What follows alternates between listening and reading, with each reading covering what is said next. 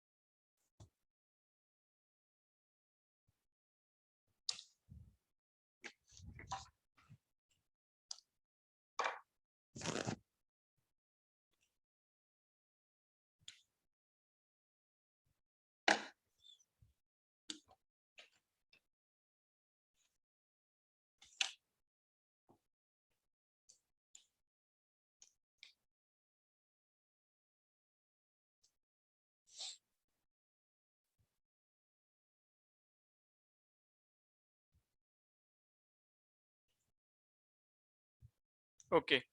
Good afternoon, students. Am I audible?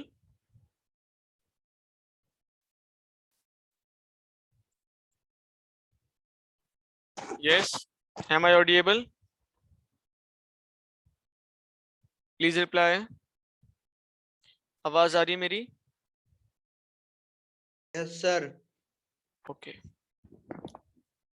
बाकी बच्चों को please confirm.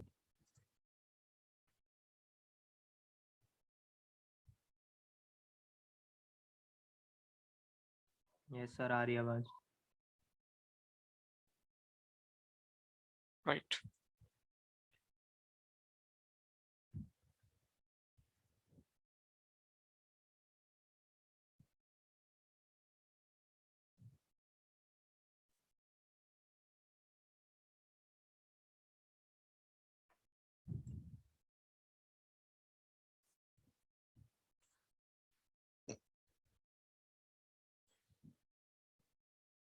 Okay. So last में हमने हेलियोस्टेट तक किया था। एक बार हेलियोस्टेट को अब दोबारा से मैं एक्सप्लेन करता हूँ। ठीक है। एक बच्चे को डाउट था इसके मटेरियल के रिगार्डिंग, तो उसके बारे में भी आज थोड़ा डिस्कशन करेंगे। ओके। किसको था? आज हुआ है चंदन। Who were asking that question? Chandan.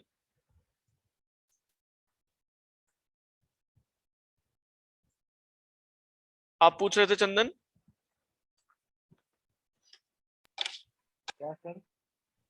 Regarding the material of halostate, someone asked me last class में.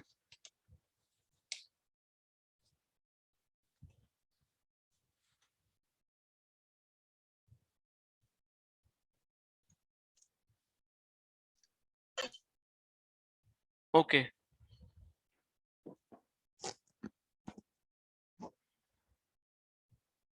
तो सोलर पावर टावर इसको भी कहते हैं और इसको बोलते हैं हेलियोस्टेट पावर प्लांट. ठीक है. तो power towers also known as solar power towers और solar power plants, heliostat power plants, इसको हम डिफरेंट नाम से पुकारते हैं. Now these designs capture and focus the sun's thermal energy with thousands of tracking mirrors, okay, called heliostat, and is roughly a square mile field. काफी बड़ा area होता है, ठीक है, जहां पे हम इसको लगाते हैं, क्योंकि हम इतने एरिया की जो एनर्जी आ रही है सन की, उसको हम एक पॉइंट पे कंसंट्रेट कर रहे हैं. The tower resides in center of the heliostat field, and the heliostat focus the concentrated sunlight on the receiver which sits on the top of the tower. ठीक है. तो within the receiver the concentrated sunlight heats the molten salt to over 100 Fahrenheit or 385 degrees Celsius.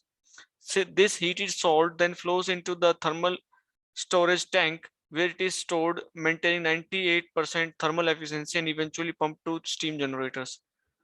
The steam drives a standard turbine to generate electricity. ठीक है.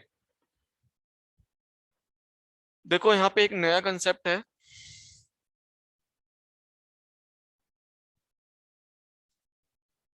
मॉल्टन salt. इसमें जो हमने primary cycle बनाई है अपनी हीलियोस्टेट में, मैं आपको प्रीवियस स्लाइड दिखाता हूँ. अगर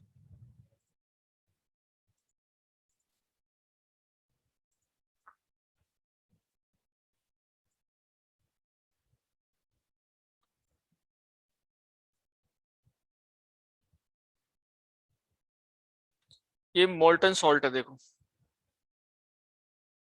ठीक है. ये यहाँ से पंप किया हमने, हीट किया इसको. ये टेम्परेचर सेंस करने के लिए, टेम्परेचर को रिप्रेजेंट करने के लिए डिफरेंट कलर्स हमने इस्तेमाल किए, राइट. और ये जितना भी हमारा हो रहा है that is your steam production system. So इसमें दो साइकिल्स काम कर रही हैं, ठीक है ना. यहाँ से यहाँ तक पूरा स्टीम टरबाइन है, ये इधर लगी हुई है. अब ये मोल्टन सॉल्ट क्यों लिया है हमने, कि दो प्राइमरी एंड सेकेंडरी साइकिल्स लगाई हमने, और यहाँ पे हमने मोल्टन सॉल्ट क्यों लिया. एक्चुअली में क्या है, जो जो हीट कैपेसिटी है ना पानी की,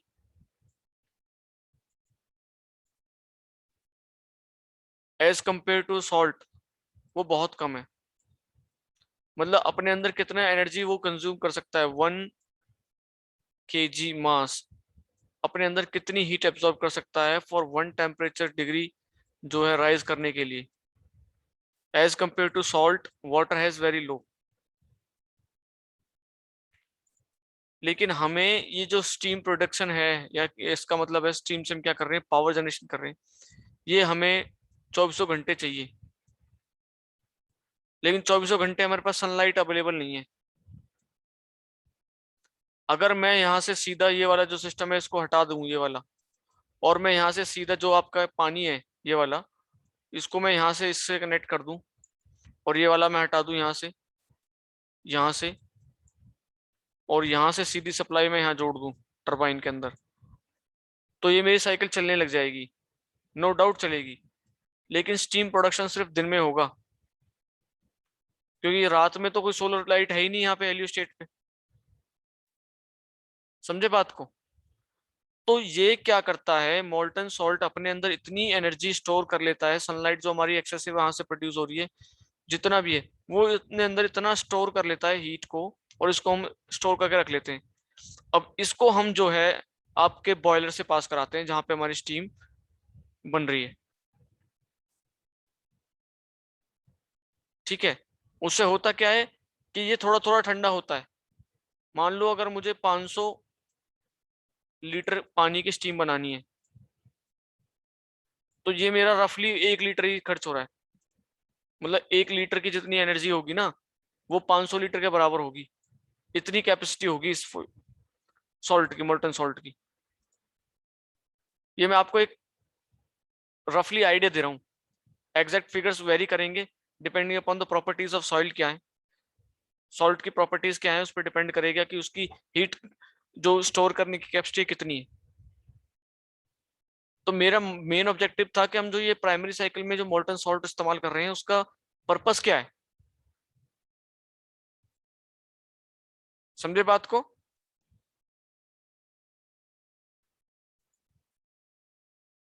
यस, यस सर। समझ में आया? नाउ, कल मुझसे एक बच्चा पूछ रहा था सर मटेरियल के रिगार्डिंग इसमें बात, देखो मटेरियल साइंस एक अलग कॉन्सेप्ट है, हम यहाँ मटेरियल साइंस हाँ नहीं सर, पढ़ रहे हैं, ठीक है? लेकिन मैं आपको बेसिक में अगर बताऊं मैकेनिकल इंजीनियर के हिसाब से अगर आप देखें, ठीक है, एज अ मैकेनिकल इंजीनियर आपको यहाँ पे काफी हीट मिल रही है, रफली मैंने बताया था 550 डिग्रीज टू लेके 600 डिग्री तक हमें हीट मिलती है। तो देखो इतनी टेम्परेचर रेंज के अंदर हमारे पास काफी मटेरियल्स हैं,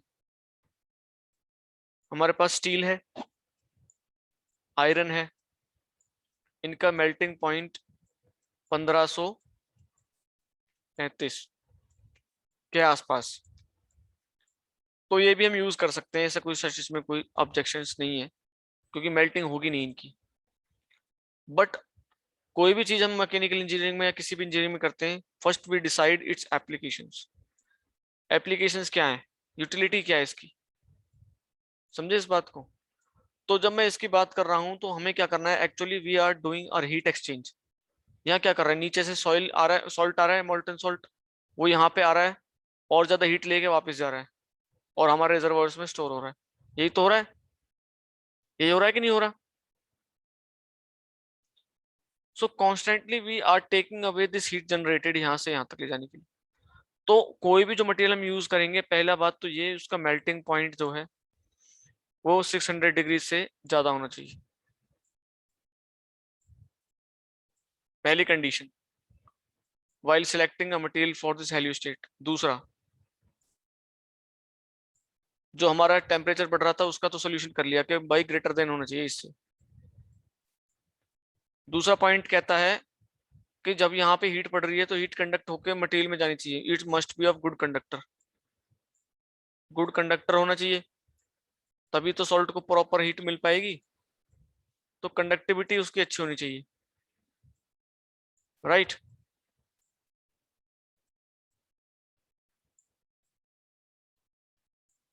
ये दो तो इसकी प्राइमरी कंडीशंस हो गई हमारी एप्लीकेशंस को देखते हुए, ठीक है? दूसरा, thermal stresses, thermal stresses must be minimum, उस मटेरियल के अंदर थर्मल स्ट्रेसेस मिनिमम आने चाहिए, और you can say the failure due to thermal stresses must be least.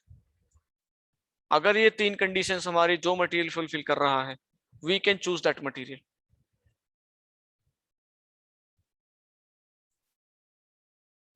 Right? समझ में आया मटेरियल के बारे में जो पूछ रहा था कल?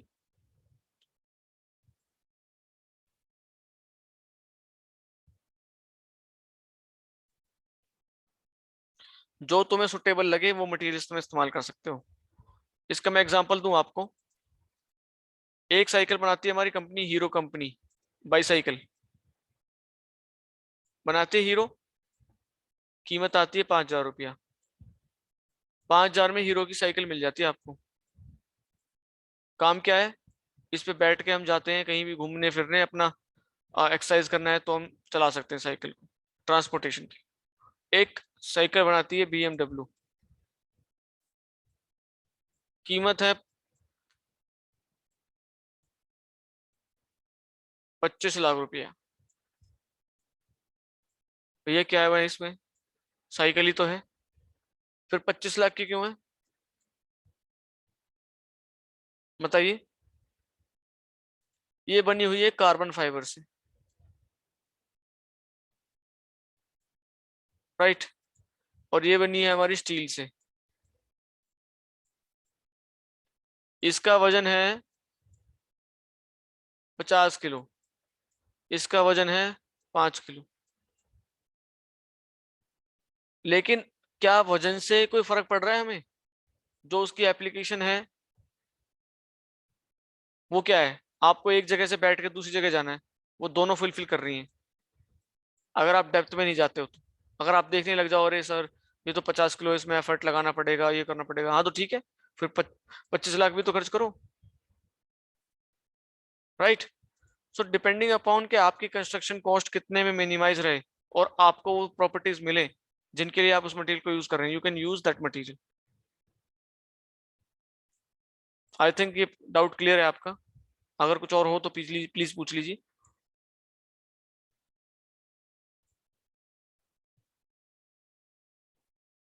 Yes Ramdatt.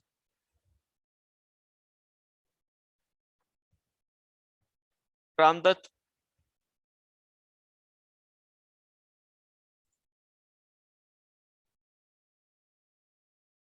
Yes sir. Hmm, कुछ क्लियर हुआ? Yes yes sir. ओके, आगे बढ़े, आगे बढ़े। Yes sir.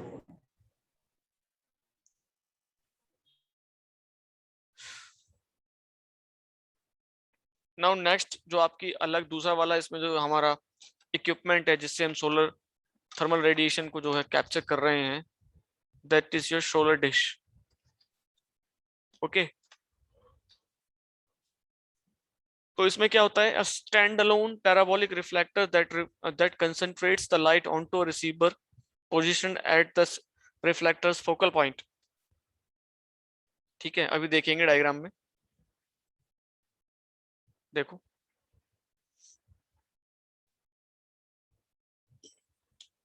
ये रिफ्लेक्टिव मटेरियल लगा होता है इस पे सारा, ओके।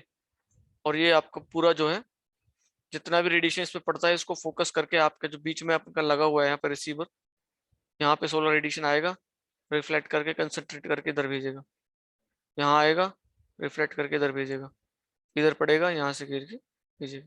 तो सारा यहाँ कंसंट्रेट होता है, समझे? और यहाँ पे हम इसके थ्रू पाइप्स डाल देते हैं, ठीक है, एक इनलेट एंड एक outlet pipes.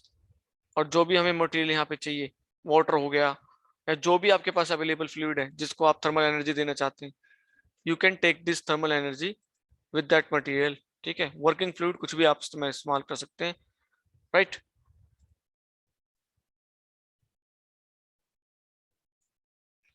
The working fluid is the in the receiver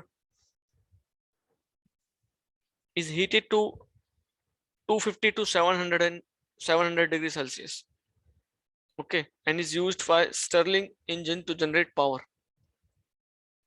और स्टर्लिंग इंजन देखो यहाँ बना हुआ है, स्टर्लिंग इंजन, स्टर्लिंग इंजन हम इस्तेमाल कर रहे हैं for the electricity generation, right?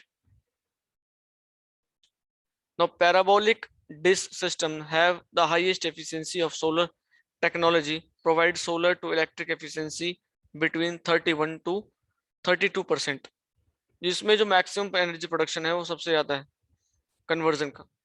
जहां हम सोलर पैनल्स की बात कर रहे थे वहां भी हमारी एफिशिएंसी रफली 15 से 18 थी। जब मोनोक्रिस्टलाइन की बात करते थे तो 18% थी, और पॉलीक्रिस्टलाइन की बात करते थे तो 15% एफिशिएंसी आ रही थी। नाउ यहाँ पे जो एफिशिएंसी का फिगर है has crossed 30%। So you can से this is the most efficient device for collecting your solar radiation।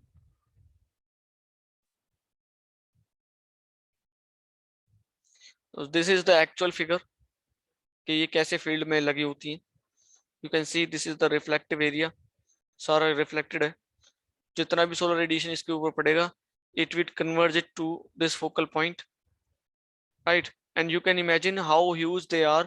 A boy is standing here, यहाँ पे एक मैनेजर है या जो भी यहाँ का एम्प्लॉय है वो खड़ा है, देखो इसको आप कंपेयर करके देखो डिश से।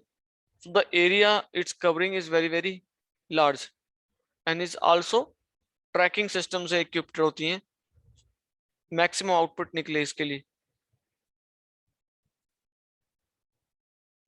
देख पा रहे? Yes, sir. Yes sir.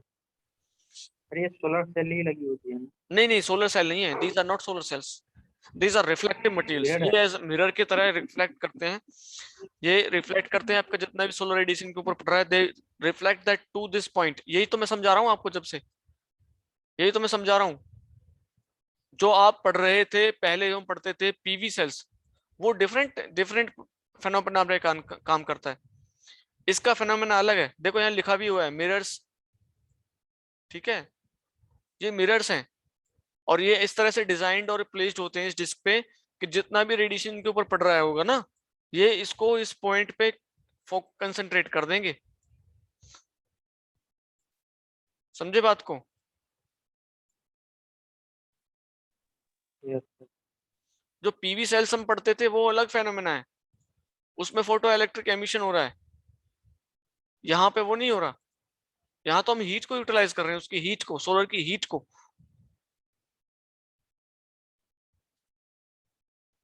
Don't confuse between the two topics. Clear है? Yes sir. Yes sir. ठीक है,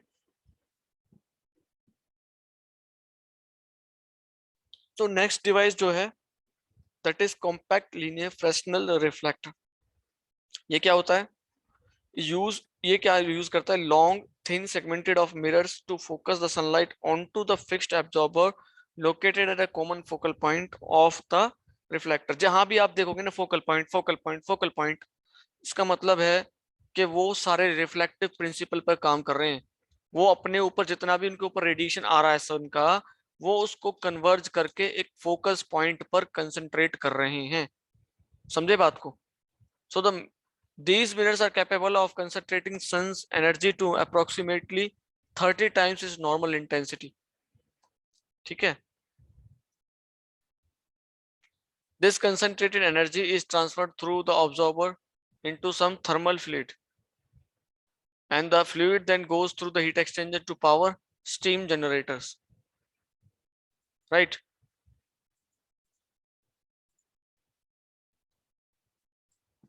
देखो इस तरह से होता है ये नीचे, इसमें नीचे लगे होते हैं और ऊपर आपके ट्यूब्स हैं, इनमें वाटर फ्लो कर रहा होता है, एंड जितना भी रेडिएशन इस पे आ रहा है they convert this radiation to this tubes, और इनमें जो भी फ्लूइड होगा, वर्किंग फ्लूइड होगा, उसको हीट कर देंगे।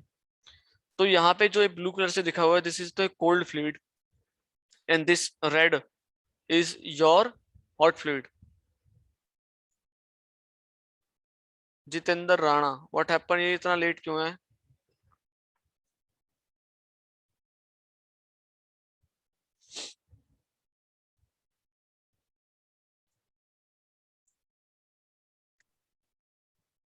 Yes Jitendra, why you are late?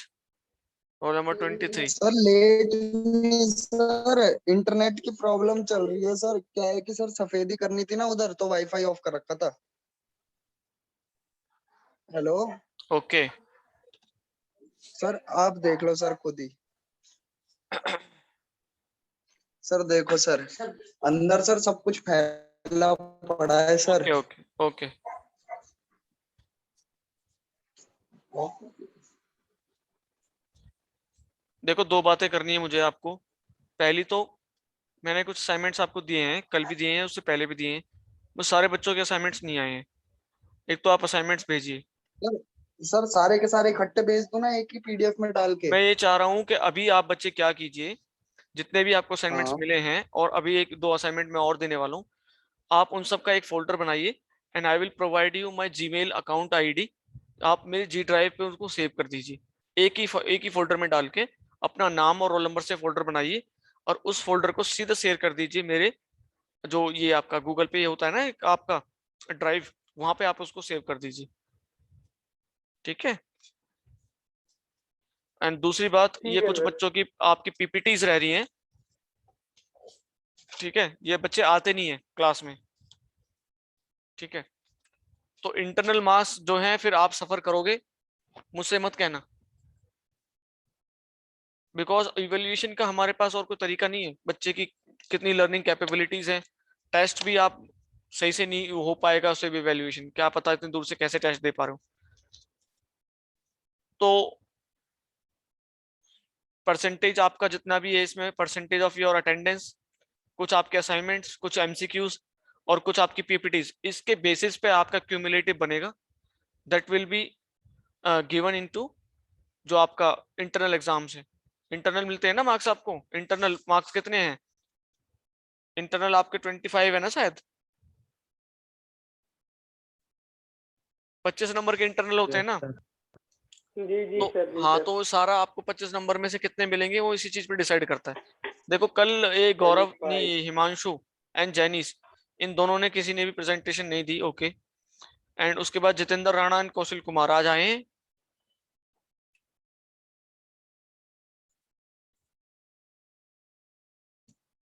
Jitendra Rana and Kaushal Kumar, yes Jitendra है, एंड ये कौन है दूसरा? कौशल, रोल नंबर 25 कौशल। तो जितेंद्र आप रेडी रहेंगे, आप 4 बजे आप प्रेजेंटेशन देंगे आज। एंड कौशल नहीं आया, कोई बात नहीं। नंदिनी,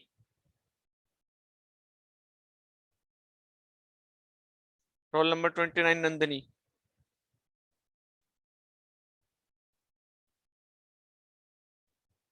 हाँ जी सर। पीपीटी है आपकी पवन एंड नंदिनी। सर अभी तो क्या कहते हैं, मतलब अभी तो उनकी जनिश वगैरह की भी नहीं हुई ना। नहीं जैनेश तो वो उसने देनी नहीं है ना, वो देगा नहीं, ठीक है, उसका कैंसिल हो गया है। अच्छा। और जितेंद्र है, देगा आज। And Jitendra and Kaushal. So अगर जितेंद्र के पास टाइम बचता है then you can give your PPT if you have prepared, otherwise you can give that PPT on your, अगली डेट है क्या है आज, कल है ना क्लास हमारी, कल दे देना आप। हाँ जी ठीक है sir, okay. Okay, sir and this sir Himanshu, जी सर। यस हिमांशु। सर मैं ना, सर मैं 3-4 दिन से आउट ऑफ स्टेशन था, जिसकी वजह से मैं क्लास भी नहीं ले पा रहा था, मतलब बोल भी नहीं पा रहा था। ओके, जी सर। अभी क्या करना है फिर मुझे बताओ, आपकी तो तो सर आप पेंडिंग थी ना। जी सर, पेंडिंग थी। तो कोई नहीं, आप थोड़ी सी उसको और एक्सप्लेन कर देना बेटर वे में, आज जितेंद्र के साथ ओके क्लब कर लेना। Okay sir.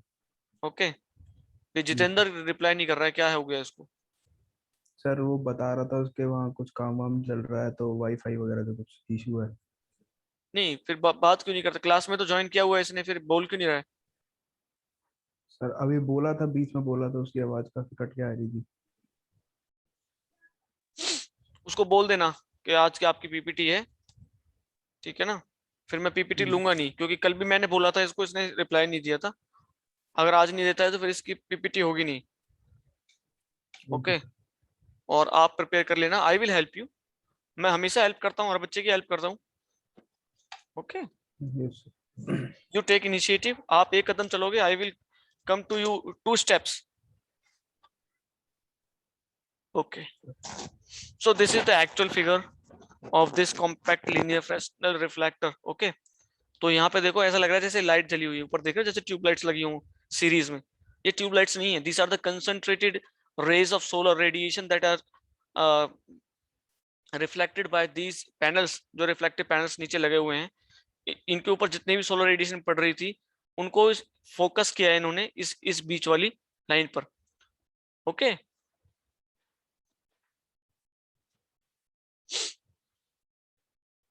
तो आप बेसिक आइडिया क्या है इसका थर्मल रेडिएशन का, कि आप सीधा एक प्लेट अगर धूप में रख देते हो तो वो इतनी गर्म नहीं होगी, बल्कि अगर आप उस थाली को थोड़ा कर्व सेक्शन दे के और उसके फोकस पे कोई चीज रख दो, इट विल स्टार्ट बर्निंग। तो कंसंट्रेशन करना है हमें। तो पहला जो हम कर रहे थे वो थर्मल रेडिएशन से फोटो एमिशन कर रहे थे, वहां से इलेक्ट्रॉन एमिशन कर रहे थे सरफेस से, जो भी हमारा सेमीकंडक्टर मटेरियल हमने उसमें लगाया था, सिलिकॉन चिप्स हम लगाते हैं वैसे बेसिकली उसमें, जो हमारा पीवी सेल्स था। तो हम सोलर जो रेडिएशन उस पर स्ट्राइक कर रहा था, थ्रेशोल्ड को पास करने के बाद हमारा इलेक्ट्रॉन कंडक्शन बैंड में आ गया और हमने सीधा इलेक्ट्रिसिटी जनरेट कर ली। लेकिन उसकी एफिशिएंसी इतनी हाई नहीं है।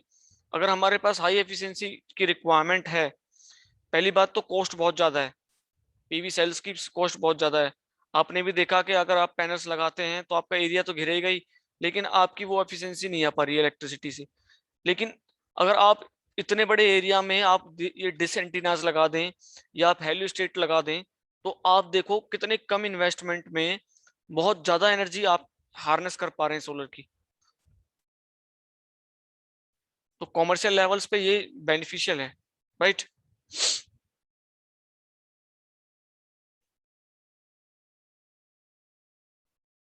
सिमिलरली एक दूसरा है ये enclose parabolic trough. So these enclose parabolic trough क्या है? Solar thermal systems encapsulates the components within the green house. आपका इसमें क्या है, कांच का बना देंगे, उसके अंदर इनको लगाएंगे और वहां पे इसको फिर हम ट्रैप करेंगे। So the green house protects the component from the element that can negatively impact the system reliability and efficiency. तो धूल मिट्टी जो कण है या जो उसके जो सरफेस फिनिशिंग है उसको खराब करेंगे, उसको प्रोटेक्ट करने के लिए हम इस तरह से कर रहे हैं। तो light weight curved solar reflecting mirrors are suspended from ceilings of the green house by the wires. अब देखो यहाँ पे हमने कितनी कॉस्ट कटिंग कर दी। अगर हम ओपन फील्ड में लगाएं तो हमें बड़ी रिजिड सपोर्ट चाहिए पहले तो, क्योंकि आंधी चलेगी, हवा चलेगी तो उससे वो उड़ जाएंगी। फिर हमें जो ग्लास की थिकनेस है वो भी ज्यादा रखनी पड़ेगी, क्योंकि अगर पतली शीटें अगर हम लगा दें, अगर मान लो एल्यूमिनियम का ही हम बनाएं तो मोटी शीट लगानी पड़ेगी हमें पॉलिश करने के बाद। लेकिन अगर हम ग्रीन हाउस तरह का स्ट्रक्चर बना दें, इस तरह से स्ट्रक्चर बना दें, तो देखो यहाँ पे जब धूल मिट्टी आएगी वो तो ऊपर से निकल जाएगी। दूसरी बात, तेज हवाएं भी उन पे डायरेक्ट इम्पैक्ट नहीं करेंगी, तो रिजिड सपोर्ट की रिक्वायरमेंट भी यहाँ से एलिमिनेट होगी। सो देखो आप कितनी कॉस्ट कटिंग हम कर पा रहे हैं। तो light wait curved solar reflecting mirrors are suspended from ceiling of the greenhouse by the wires. A single axis tracking system position the mirrors to retrieve the optimal amount of sunlight. Tracking mechanism लगाया हुआ है ताकि solar radiation जो है optimum मिलता रहे हमें। Then next point, that the mirror concentrate the sunlight and focus it on the network of stationary steel pipes also suspended from the greenhouse structure. तो स्टील पाइप्स है, उनके अंदर हमारा कोई वर्किंग फ्लूइड मूव कर रहा होगा, तो उनको हम हीट कर रहे हैं इसकी हेल्प से। Water is pumped through the pipes and boiled to generate when the intense sun radiation is applied. Why steam pipes also suspend from the greenhouse structure.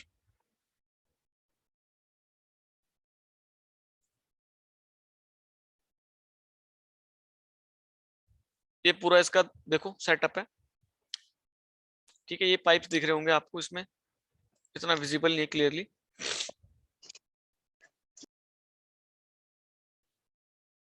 ये पैराबोलिक शेप्स ऐसे हैं, देखो ये पूरा यहाँ से यहाँ तक रन अलोंग हो रहा है इसके, और बीच में यहाँ पे इसकी पाइप होगी फोकस पॉइंट पे। एक तरफ से इनलेट होगा तो दूसरी जगह से आउटलेट होगा।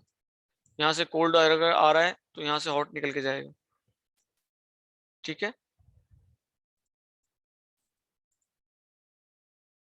So this is all about your solar thermal harnessing systems, जहां से हम थर्मल एनर्जी सोलर की हम यूटिलाइज कर रहे हैं। एडवांटेजेस की बात करें तो नो फ्यूल कॉस्ट, देखो कोई खर्चा ही नहीं है ईंधन का।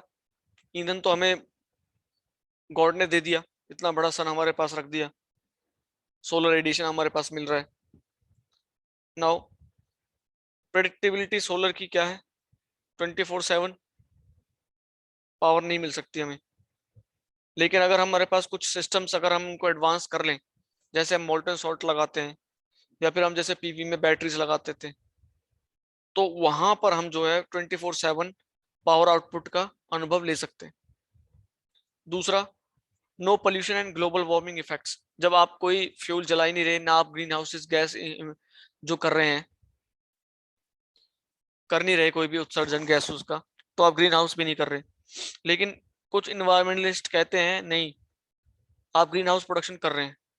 कैसे कर रहे हैं उतनी डेप्थ में जाने की जरूरत नहीं है, लेकिन मैं बता देता हूँ कि आप जो भी मैन्युफैक्चरिंग कर रहे हैं, या तो पैनल्स की है या पाइप्स की है या मोटर्स की है, कुछ भी आप जो भी जनरेट कर रहे हैं, वहां तो कोई ना कोई सिस्टम लग रहा है, वहां तो कोई ना कोई मैन पावर जो है तेल का इस्तेमाल कर रही होगी, फ्यूल का इस्तेमाल कर रही होगी। वहां अगर इलेक्ट्रिसिटी कर रहे हैं तो इलेक्ट्रिसिटी वो भी तो कहीं से बनी होगी।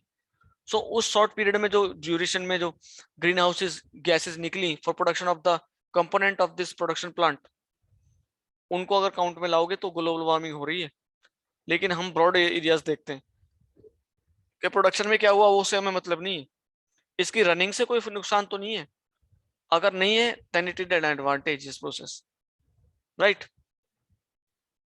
यूजिंग एग्जिस्टिंग इंडस्ट्रियल बेसिस, हाँ कोई दिक्कत नहीं है, इंडस्ट्रियल बेसिस है, छत पे लगा दो, तो खड़े की जरूरत थोड़ी ना है, छत पे लगा दो इन डिसेस को, डिसेंट जो है पे नहीं लगाया था हमने, dish dish collector, solar dish collector, उसको छत पे लगा दो, क्या वो एडिशनल स्पेस रिक्वायर कर क्या यूटिलाइज कर रहा है आपका? नहीं।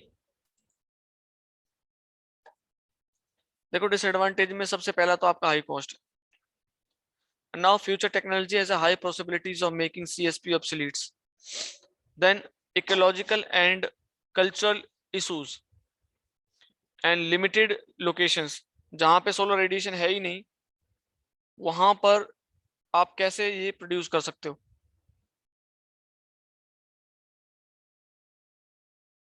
समझे बात को? जहां सोलर रेडिएशन है ही नहीं वहां पर आप प्रोडक्शन कर ही नहीं सकते, so you restricted to the certain geographical areas. ठीक है, अगर मैं कहूं कि आप जाओ साउथ पोल पे लगाओ सोलर प्लांट, नहीं लगा सकते, है कि नहीं?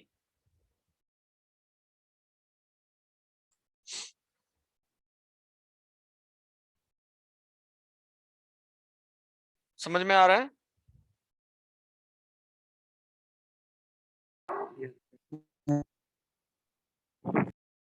ओके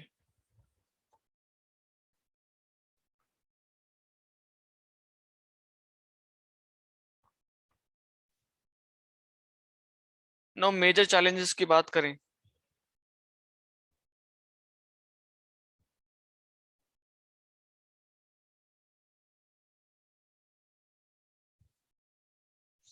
तो major challenges are installation cost and energy storage.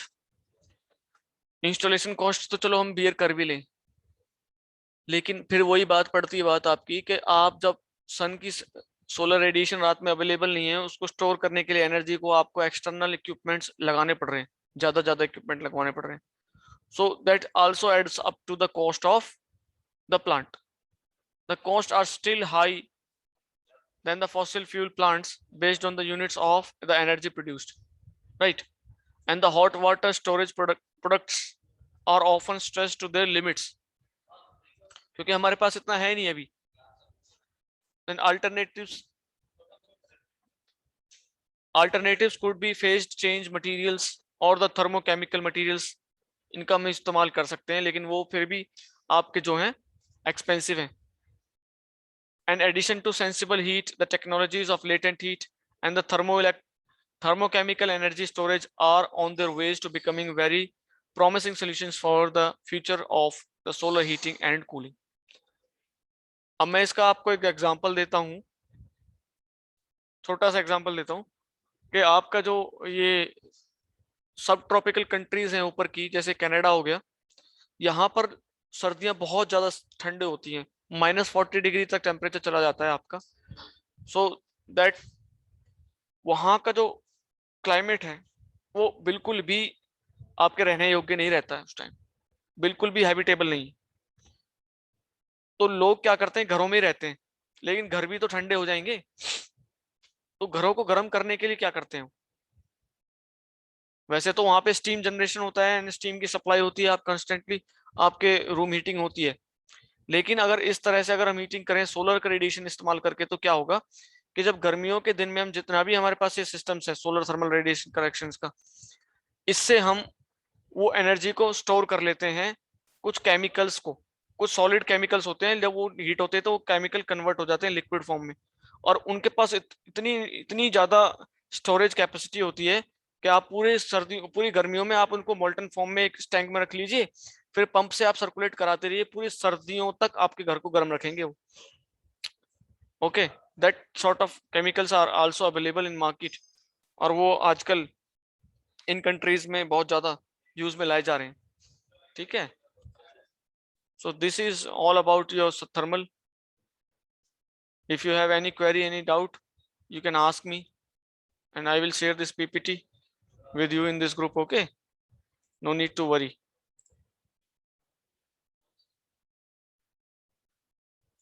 एक बार मुझे अपनी अटेंडेंस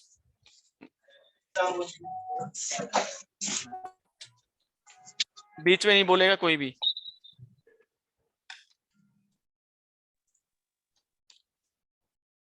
अभिषेक roll number 2। Present sir. Akash Akash. Ankit roll number 6। Ankit. Ashish. Present sir. Chandan. Yes sir. Gaurav Kumar. Himanshu. Yes sir. Himanshu Pundir. Present sir. Hridesh. Present sir. Jainish Kumar. Present sir. Jitendra Rana. Present sir present. Kartik.